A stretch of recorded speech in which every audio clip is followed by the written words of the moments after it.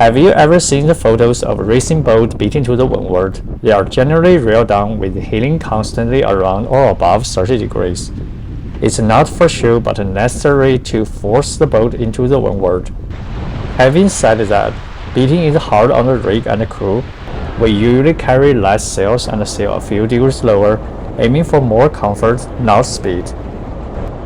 But once in a while we flatten the sails as much as we could, trimmed as hard as we could, to sail in high VMG mode, using manufacturer polar diagram as reference.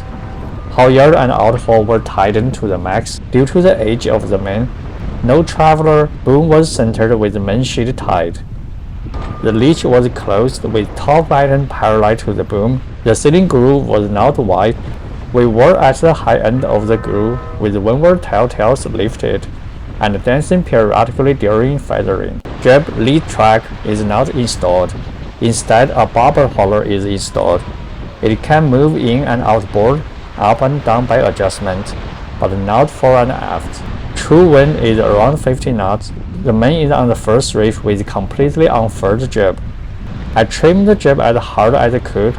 The plan is to flatten the jib more, but the barber hauler is not capable of moving aft, so the sheet was pulling down the leech, not the foot. The heeling was mostly around 28 to 30 degrees. The helm was neutral with little to no weather helm. I think the twin rudder setup helped, with one rudder always in the water, even in the excessive heeling. The parent wind angle is stable around 28 degrees, and speed average 7 knots ranging from 6.8 to 7.4. Instrument had trouble displaying true wind angle and speed, so I did my own calculation. True wind was around 40 knots and 42 degrees. We were quite happy with both pointing and speed. At one point, boat held to 32-33 degrees. That was little too much. I eased the jib an inch without touching the main. Instantly the boat held less to around 25 degrees, but pointed 5 degrees lower with the apparent wind shifting from 28 to 33 degrees. The speed was barely increased. Keeping the jib and luff entry flat definitely helped to point higher. Here is a side-by-side comparison.